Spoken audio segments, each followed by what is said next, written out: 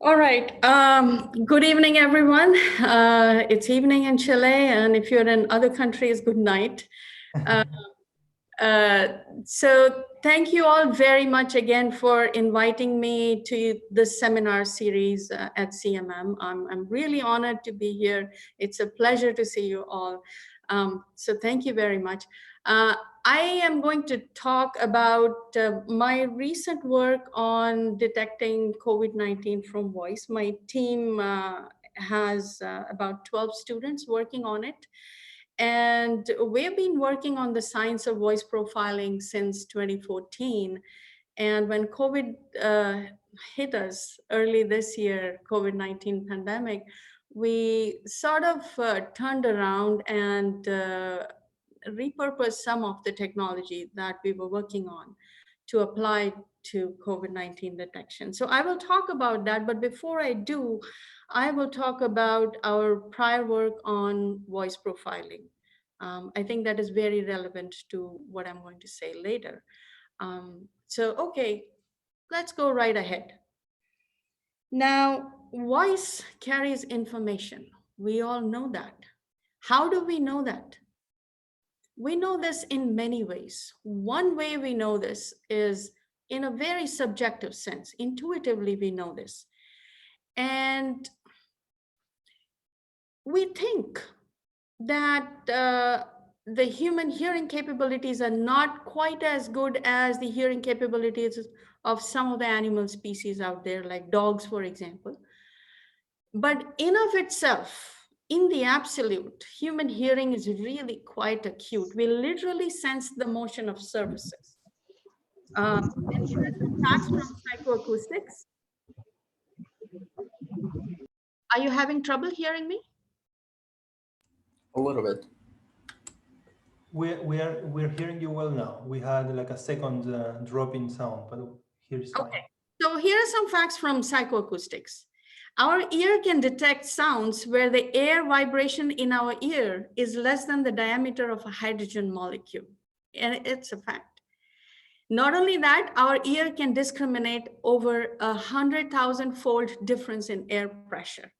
So our hearing is that acute, but the problem is that we don't pay attention to most of the things we hear. As a species, we are really very lazy. We only pay attention to the things that are important to our survival. But because we hear that acutely, we intuitively make judgments about other people from their voices because we hear the nuances in their voices. This is a funny example that I don't seem to be able to get away from. I always give it in my talk. So he sounded like a man who had slept well and didn't owe too much money. We make so many judgments from voice about other people. We don't even realize it, and it's all intuitive. Okay, so let me see if I can. A remarkable ride, only here in America. I was born in. You heard a voice. And if I asked you which of these people in the lineup above might have said that, I think all of you would get it right. And you would get it right after hearing 2 seconds of that person speaking for the first time in your life, probably. You get the gender of the person right, the age of the person, the ethnicity of the person, the physical, their state of health, their state of mental health, all of those right in just 2 seconds flat. How? Here's another thing that I'm going to exhibit to you. So we make so many judgments about other people. There have been lots of studies about it. Surprisingly, we make judgments about their physical characteristics as well, something like height, for example. So I'm going to play out 2 of these, number 1 and number 3, and I'm going to ask you which of these is the taller person. And you know, it is a black comedy. It's a very strong themed picture.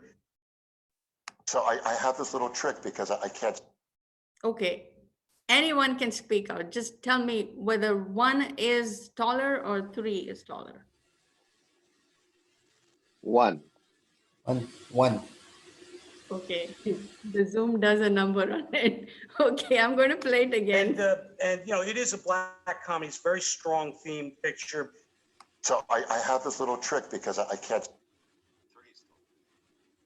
Okay, so have to, the Most taller person I should have have two a- votes for number three. 2 votes for number 3. Two words per number. Most people get it right when they hear it in a high fidelity or at close quarters. Taller people have bigger lungs and they have more resonances in their voice. And yes, three is taller. You may not have heard the resonances. That's Brad Garrett's voice. He's 6'7". Anyway, that was just an example. We know this subjectively, that voice carries information. We also know this through scientific observations. And there've been more than 40 different scientific fields that have studied the human voice over the decades and centuries and have published results on the human voice. And if you look at the literature in those fields, there is so much of it. There are hundreds of papers that have correlated the human voice to multiple kinds of information or parameters about the speaker.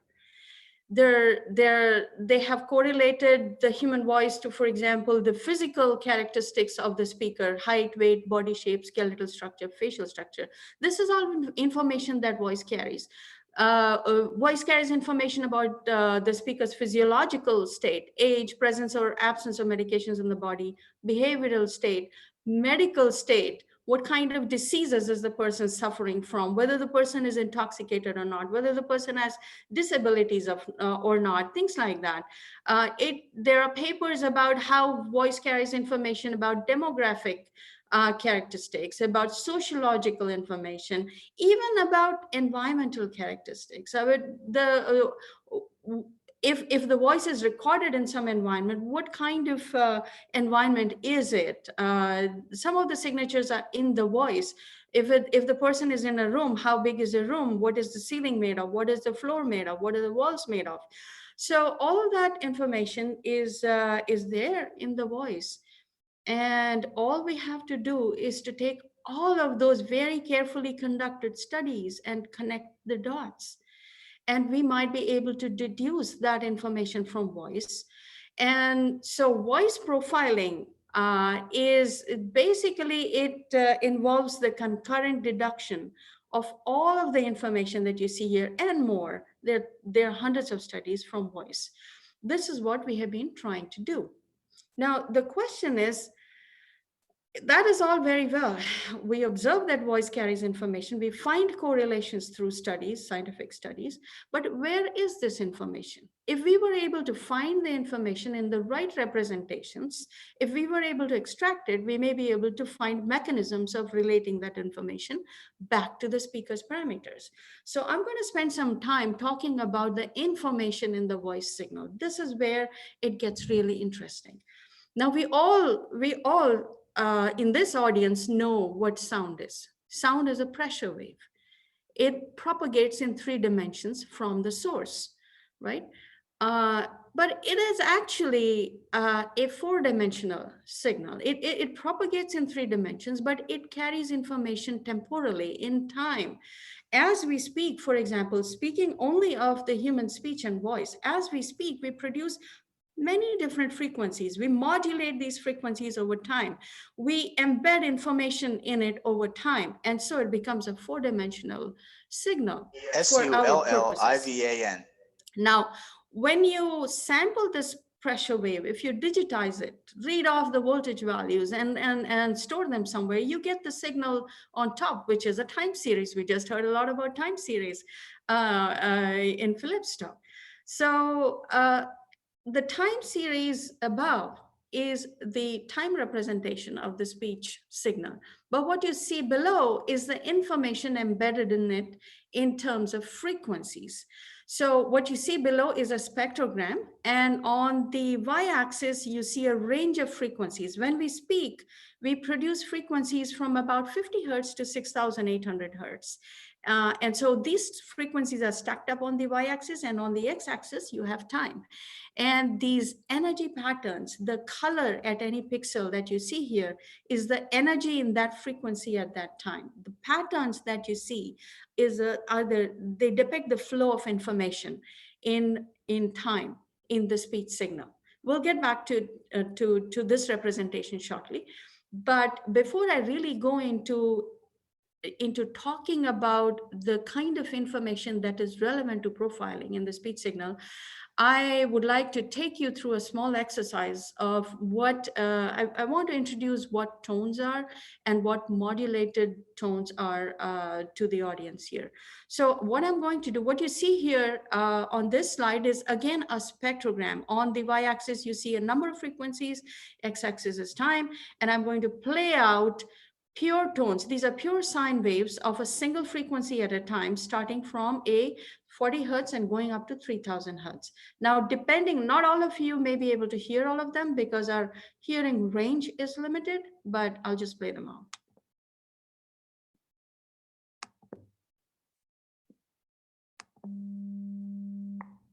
That was 200 hertz, 400 hertz, 1000 hertz, 3000 hertz, right? You probably didn't hear 40 and 100 hertz. Okay, now those, you see a line in the spectrogram because these are pure sine waves. Tones are pure sine waves or cosine waves, and they have a single frequency in them, okay? But now, if one tone influences another tone, it modulates that tone. So I want to introduce a concept of modulation.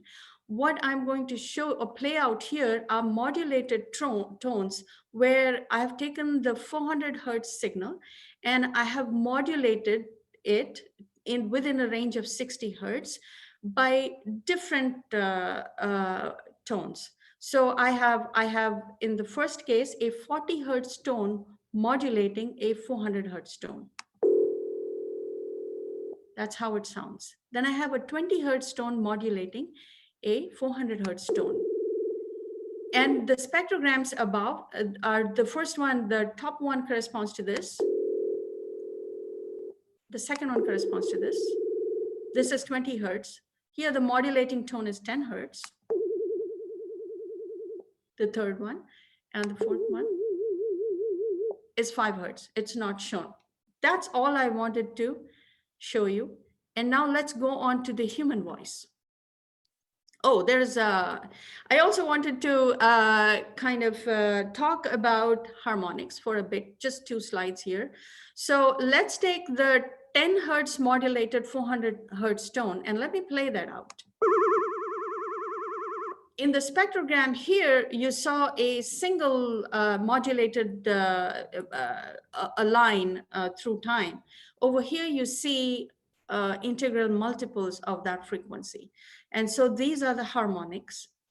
This is the modulating tone here is a squared sine wave.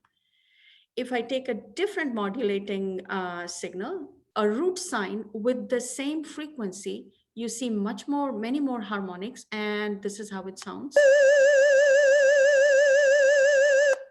Okay, so you might be able to hear the difference clearly, or even over Zoom. So let's go to the human voice now. Let me play out a sample of a human voice, and this is Nocturne by Secret Garden.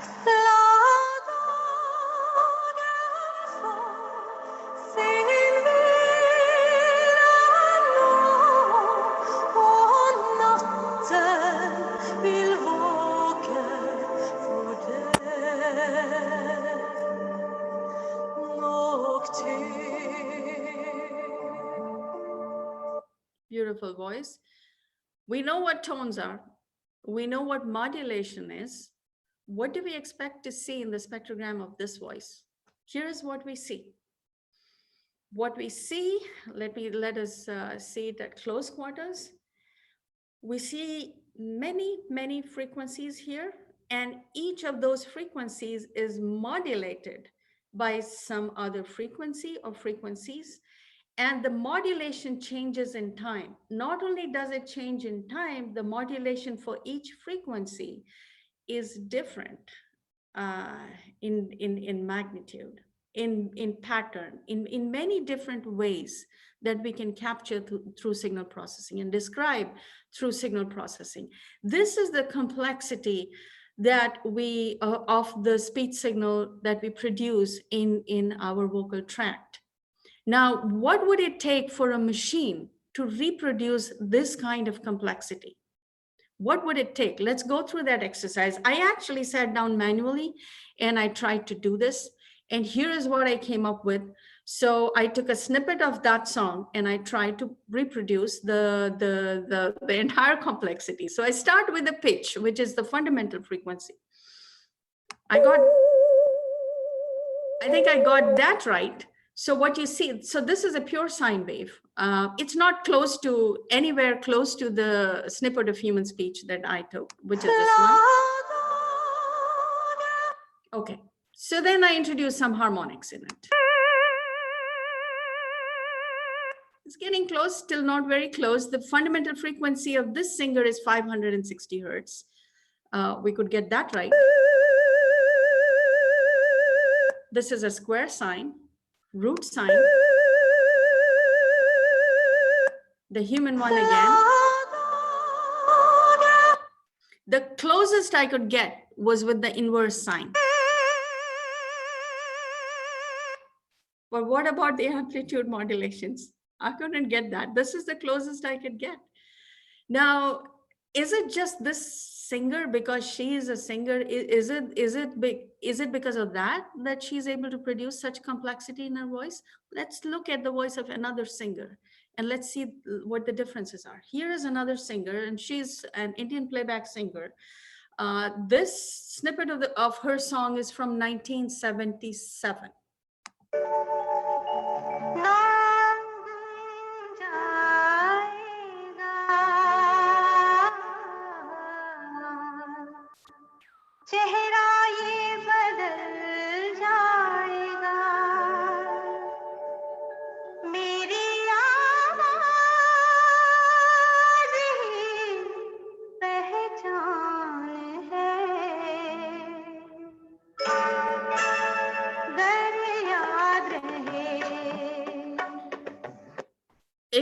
So at one time I think she held the world record for having the world's sweetest voice or something.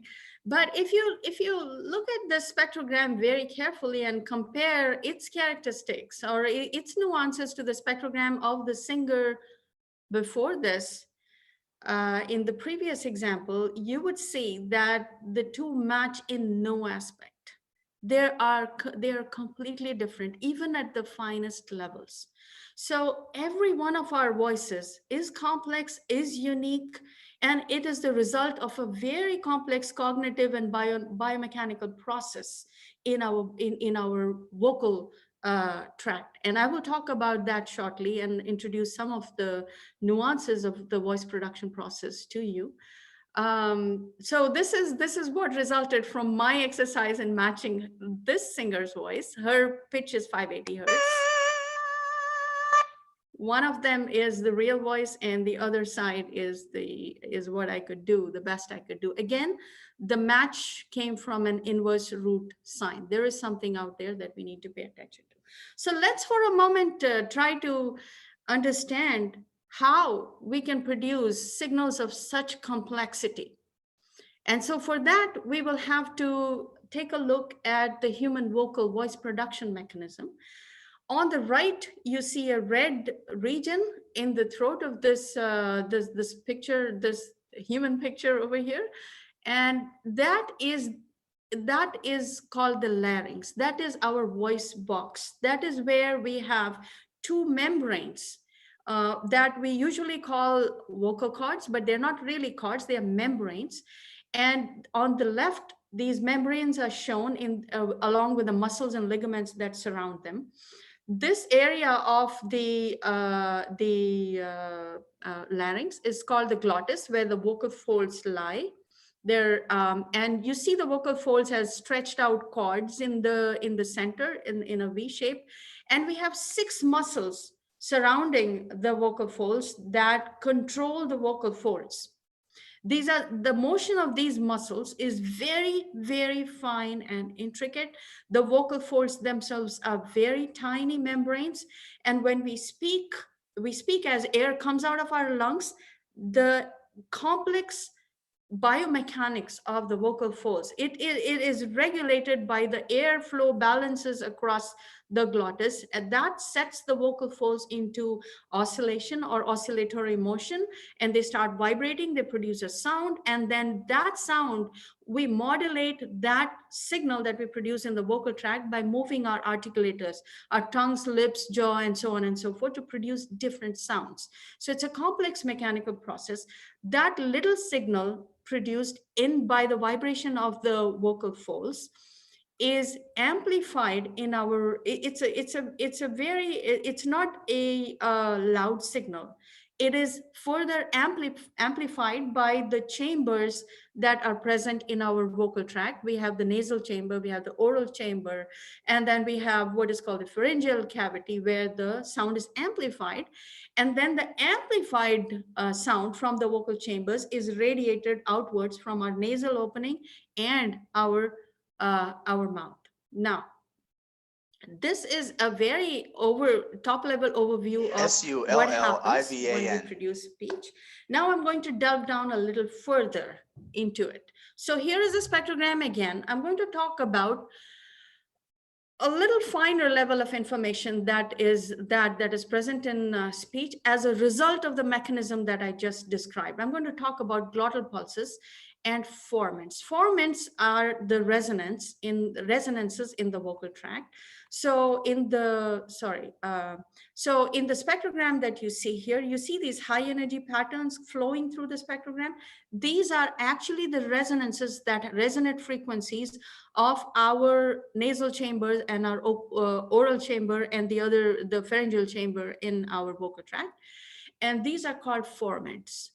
Formants carry information about the identity of the sounds that we produce. We change these resonances by changing the dimensions of our vocal tracts, chambers as we speak. And so here is another example. My name is Winkley, and you see that every time we produce the same sound in continuous speech, the formant patterns are relatively the same. And so this is what gives the sound its identity. But we also notice one more nuance or one more thing in the spectrogram. You see these vertical striations in the spectrogram. These are what are capturing the glottal pulses. Now, as in the examples that I showed you of the singers, I said the pitch or the fundamental frequency was 560 hertz or 580 hertz. What that means is that the vocal folds of that singer are vibrating at 580 times per second. That's not what your 6 muscles can control. Your muscles cannot control motion at that final level. That motion is self-sustained. And in that self-sustained vibration of the vocal folds, air pulses are released and closed and released and closed. That is what you are seeing on the spectrogram. And that's very significant. It's the result of a balance of aerodynamic forces across the glottis. And here is a diagram that actually explains it.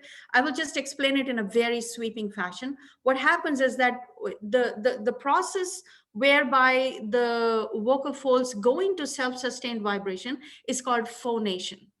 And the onset of phonation is actually, it is mediated by the muscles around the vocal folds. So initially the muscles will close the glottis, and then air pressure builds up behind it, and then that forces the vocal folds open. Bernoulli effect and Coanda effect and all those physical effects take over, and that sets the balance of forces around the vocal folds. This is a very well-studied phenomenon.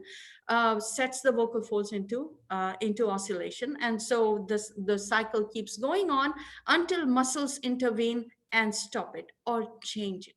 Okay, what do I mean by stop it and change it? Okay. Let's just take a closer look at the actual vibration of the vocal folds. Now, I'm going to play out a video here. These are the strings of a guitar.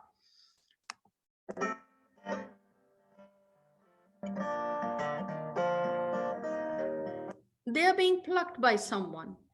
And if you noticed, they are vibrating at different frequencies depending on their length and material and thickness and tension and elasticity and other physical properties.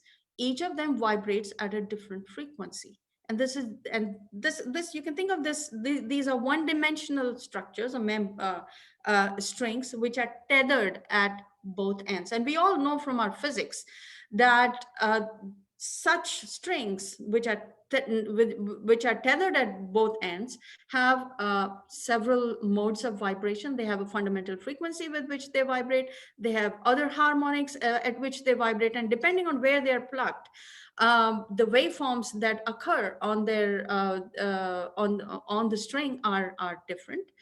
So if you look at the modes of vibration of two-dimensional structures that are tethered at all ends, the modes become much more complex. Here is an example from my book. It's a 2D circular membrane. And what this slide is showing is the modes of vibration of 2D circular membranes. I'm not going to explain this, but you can see that there are many more modes than I showed in the string case. This is a rectangular membrane that is again 2D, tethered at both ends, and then the modes of its vibration are shown over here. It can have a depression in the center, or it can have two depressions on either ends and things like that. So when it is vibrating all by itself in a self-sustained mode, it will vibrate in any one of these different modes. The vocal folds have even more modes of vibrations. They are actually three-dimensional structures. And not only that, we have two of these. So the modes of vibration of these structures, when they're tethered at one end, these modes of vibration are also called eigen modes of vibration or eigen frequencies. So our vocal folds have certain eigen frequencies with which they vibrate. And the magical thing is that when the self-sustained vibration is initiated, these eigen frequencies of both the vocal folds lock up. They lock up and the vocal folds start vibrating in unison while we phonate, or while we produce our voiced sounds. The eigen frequencies at which they can lock can be one of their many different eigen frequencies. They can synchronize at any one of these frequencies, and we can change the frequency at which they synchronize as we speak fast.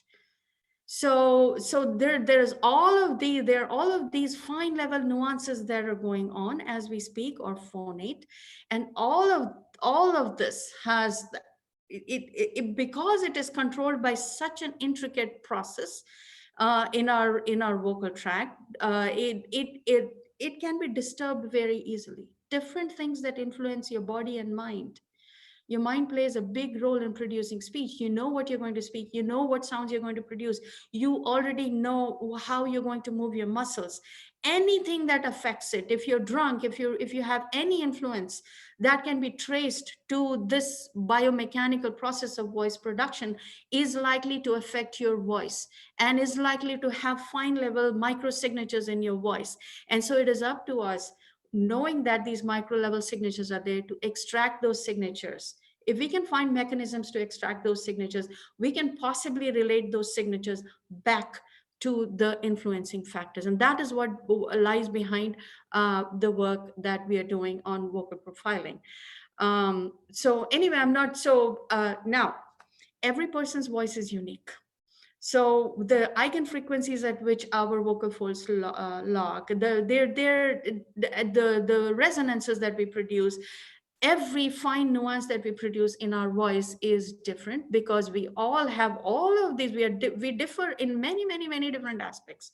We have different skeletal proportions, tissue elasticity, muscular thickness. Lots of things are different, and all of these affect the intricate balance of forces required to produce sound. Let me give you a close-up of the actual air pulses that come out as our vocal folds vibrate.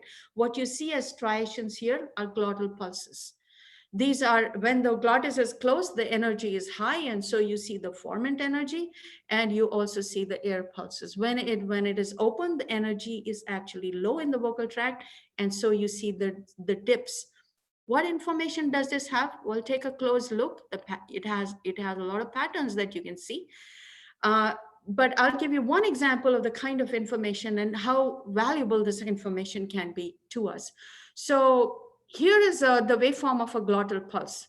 So what you see on the top is the contact between vocal folds versus time. So when the contact is high, which means the glottis is closed, the amplitude of the air pulse that is exciting the vocal tract is low. Right? And so you see these striations or these pitch pulses, as we call them, in the spectrogram at the right resolution. Here is what those pitch pulses tell us. If your vocal folds are healthy, and if they are able to lock at certain eigenfrequencies and they're able to vibrate in unison as they are supposed to during phonation, all is fine. If something is affecting you, where are the signatures? Here in this example, you have the word spoken by 3 different people, and you see their glottal pulses exhibited on the spectrogram.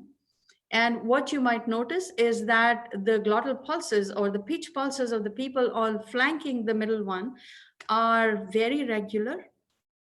And something is different about the person in the center.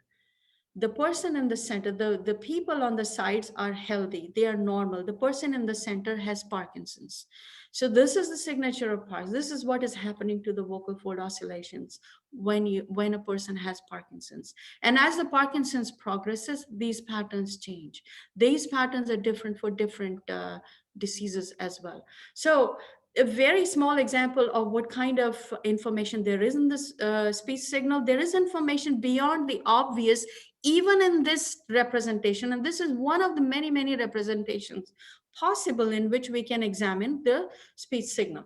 So the conclusion here is that intricate changes in the glottal flow waveform and other representations can indicate myriad human conditions, right? There is information even in time.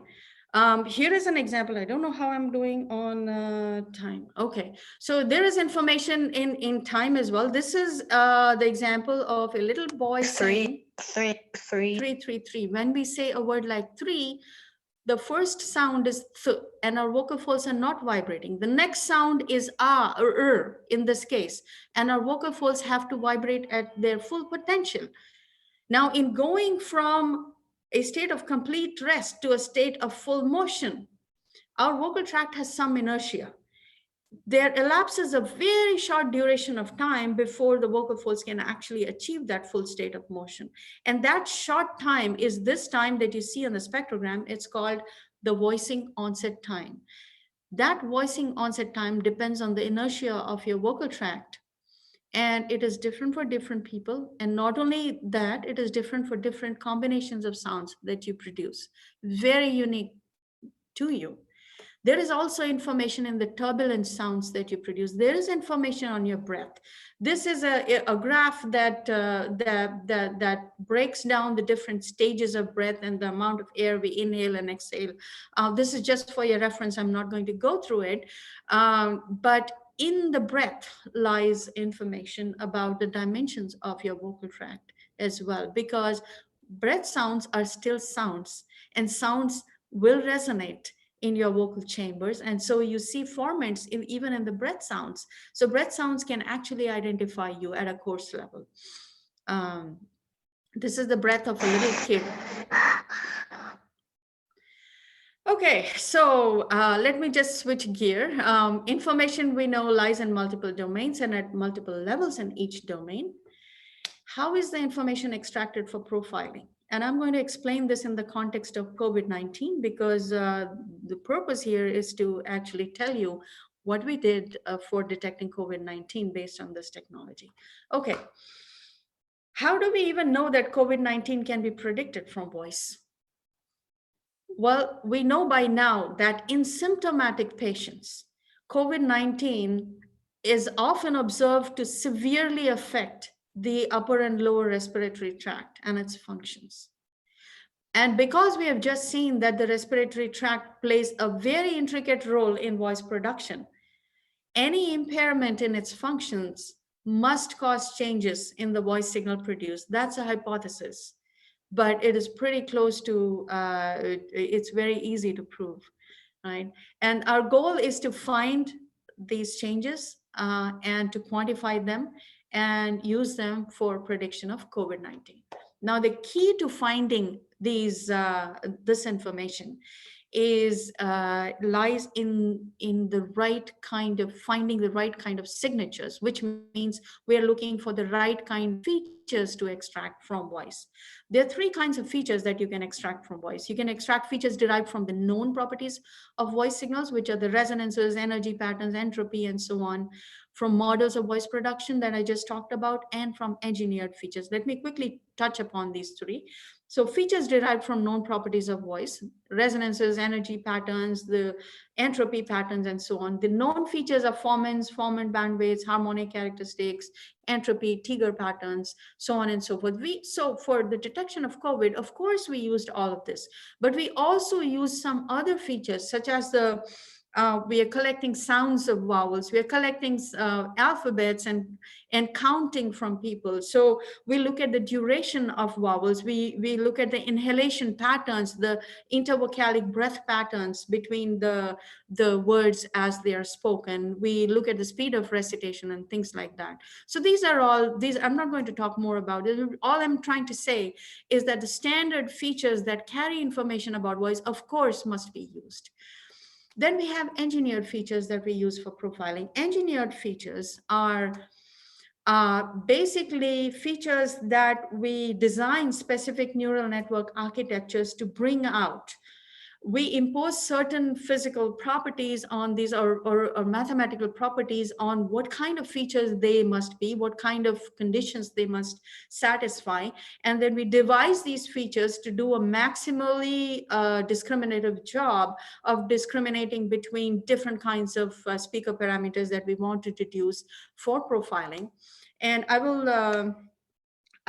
published a book on voice profiling last year, and this is a diagram for generating engineered features taken directly from my book. The description with equations and everything is in my book. This is here just as a reminder to you that if you're curious, you can go look it up. But basically, these are neural architectures that bring out these engineered features. So engineered features are also a subset of features that we use for detecting COVID-19. But what I'm really going to talk about here in more detail are features that we derive from models of voice production, because these are very, very non-standard and powerful features. Again, we go back to the motion of the vocal folds.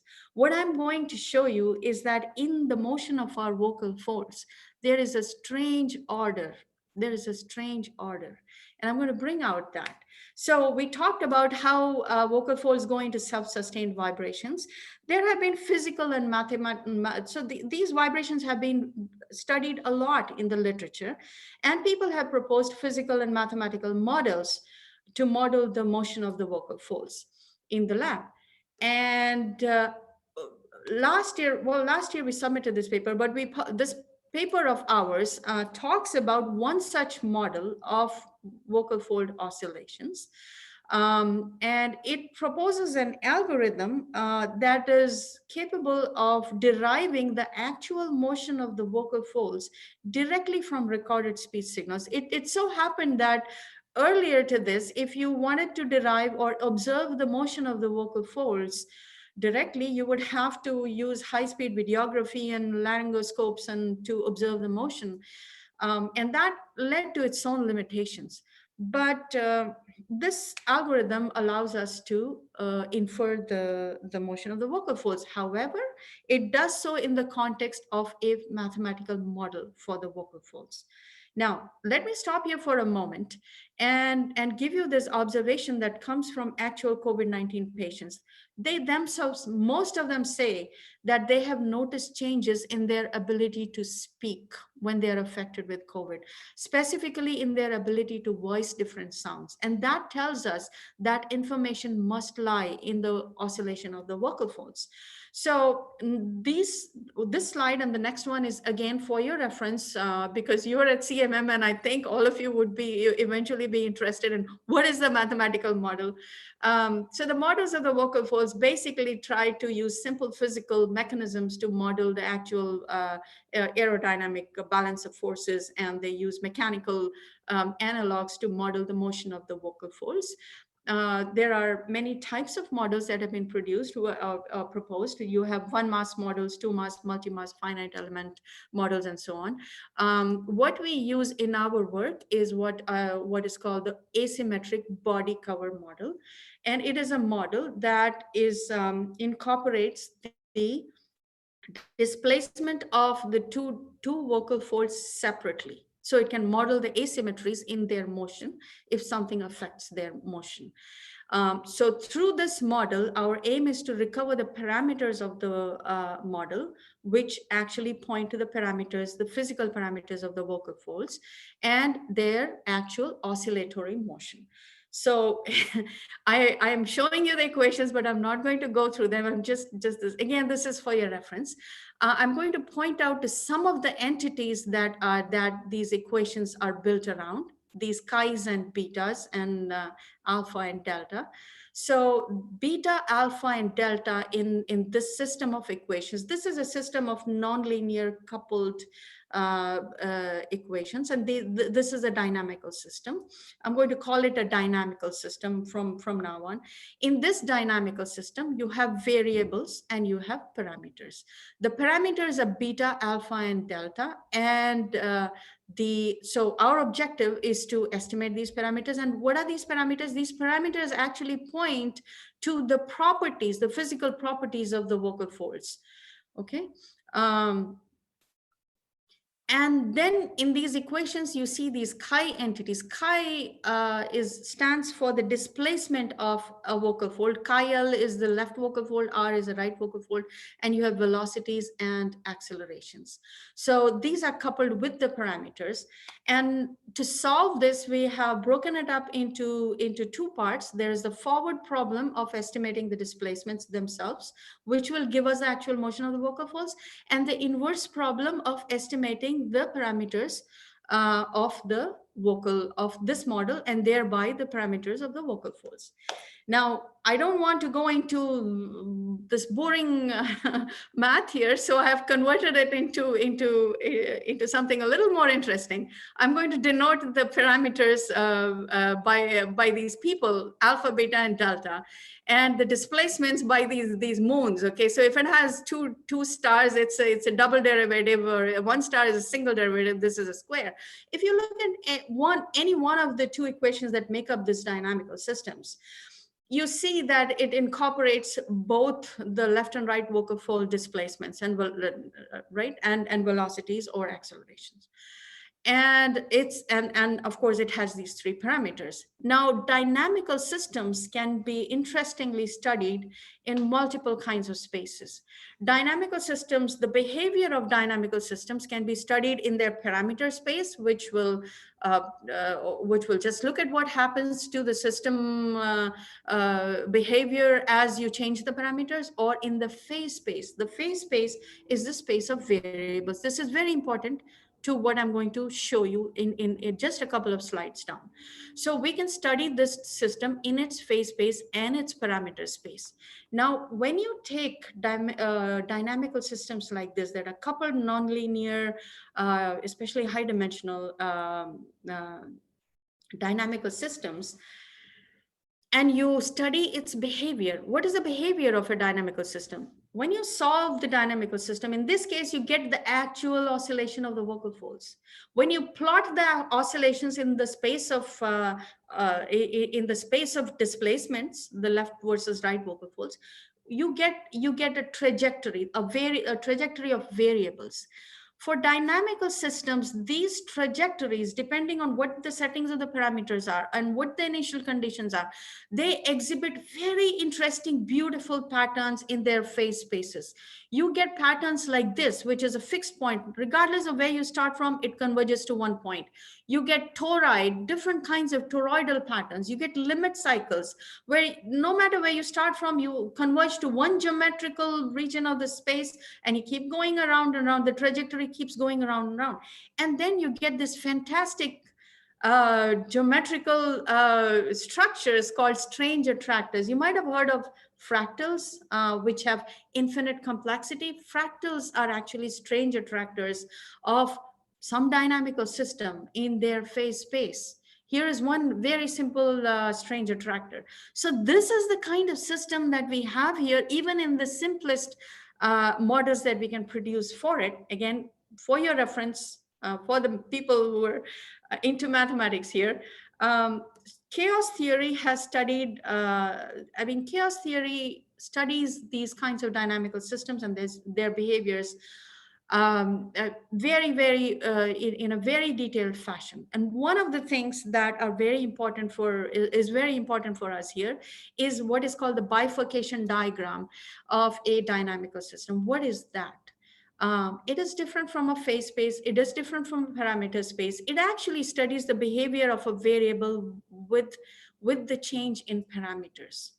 And a bifurcation diagram of a system can be drawn in many different ways. Here you see a parameter standing here and the parameter is varying, and a variable here, which is changing values as the parameter is varying.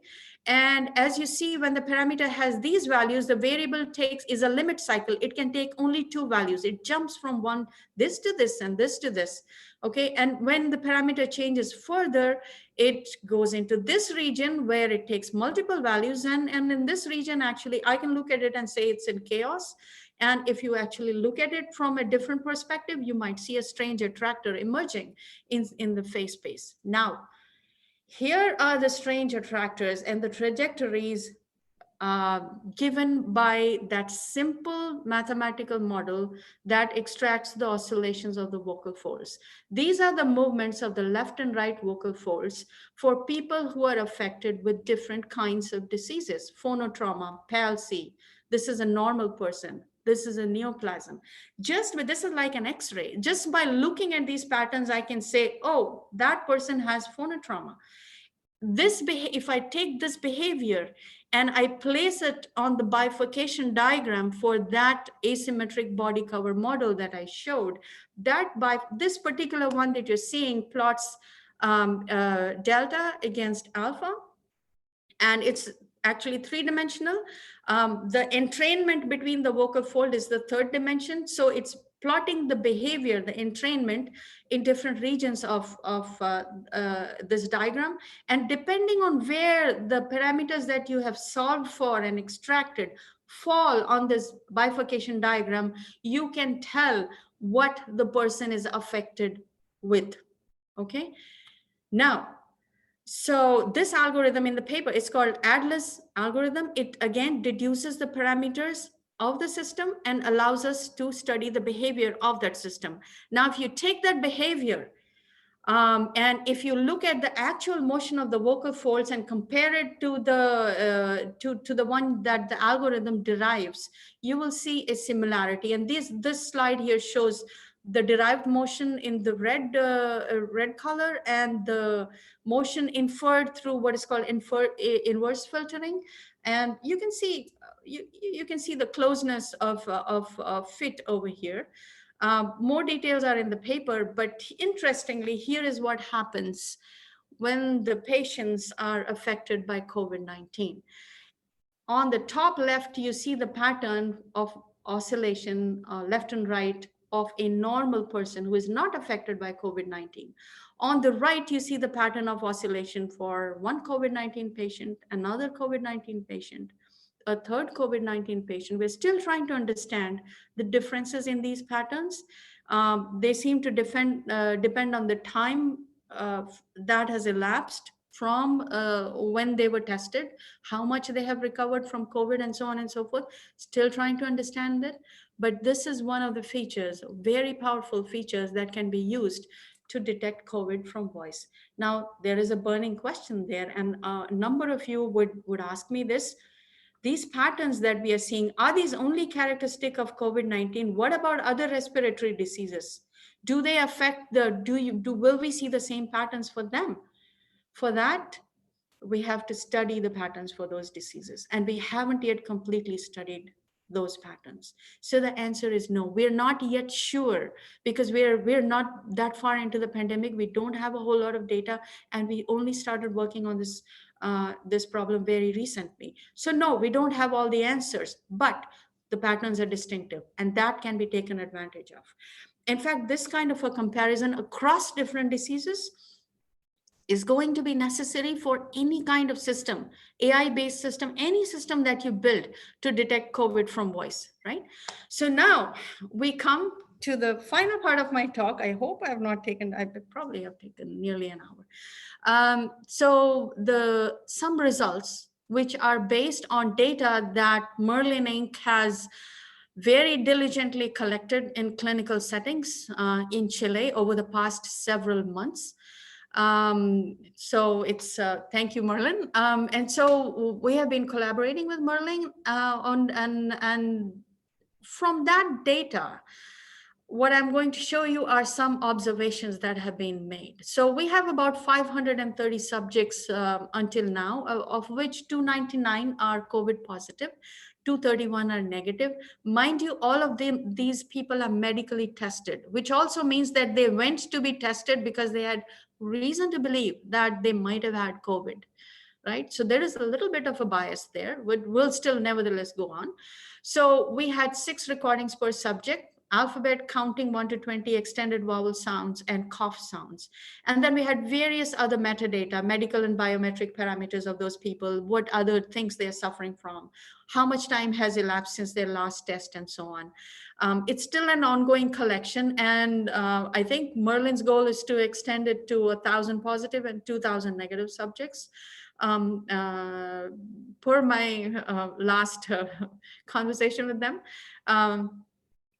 We have different training and test splits. So what I'm going to show you are results that have been obtained by splitting the data into roughly 350, 150 cleanly separated data sets.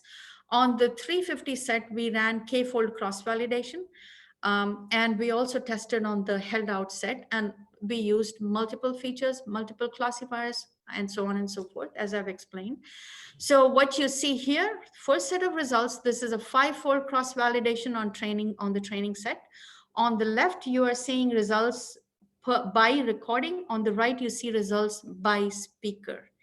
And on the left, what you see are, and these data are stratified by subject. So if you do a 5-fold cross-validation and train on 1 and on 4 and test on the 5th one, there is no overlap between speakers in these sets. So the first one has an AUC, area under the curve. These are ROC curves of 0.73, which is 40% true positive rate for a 10% false positive rate. Not that good. On the right, you see an AUC of 0.78, 40% true positive for a 5% false positive. And then here is a different stratification of the data, a different subset of the data. And what you see is an AUC of 0.82 and a 0.95, 95% true positive rate at a 4% false positive rate.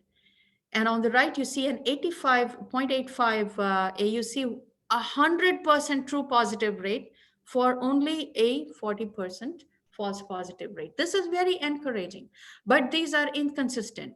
And I'll shortly talk about why they are inconsistent and how they are still encouraging and can be improved. So these are results on the test data. On the left, again, results by recording. On the right, results by speaker. AUC of 0.88, 80% true positive for a 15% false positive. On the right, you have a 0.95, 100% true positive at a 15% false positive rate. Another partition of the test data, you have an AUC of 0.75, 60% true positive for a less than 2% false positive, 20% false positive rate, and AUC of 0.82, 60% for a 15% false positive rate. What are we saying here? So let me give you my observations and where we are. What we are seeing here is these are what we have observed. This is what we have observed in our experiments. Beside the vocal fold oscillation, other features are exchangeable. You need to use a number of features, but you can pretty much use a bunch of standard features and any classifier that is reasonable for the task at hand, and you are able to detect COVID from voice, which means COVID is eminently detectable from voice. And it also means that there is no magic bullet in features or classifiers, right? encouraging results.